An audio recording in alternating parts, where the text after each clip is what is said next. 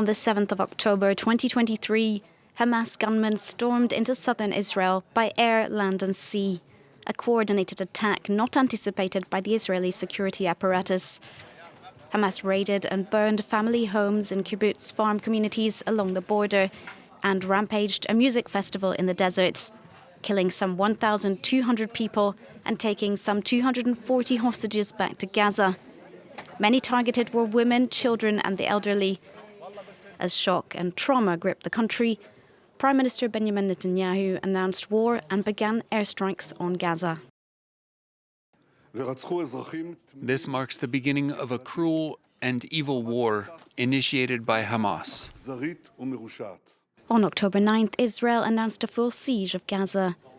There will be no electricity, no food, no water, no fuel. Everything will be closed.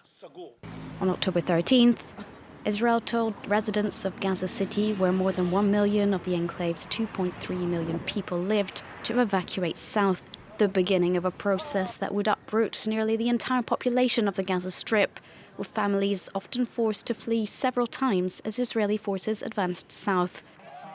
On October 21st, 8 trucks were allowed through the Rafah border crossing from Egypt. It was still only a small fraction of what was required, with food, water, medicines and fuel already running out.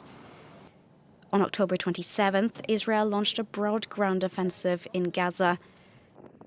On November 21st, a week-long ceasefire saw 105 Israeli hostages and about 240 Palestinian detainees freed.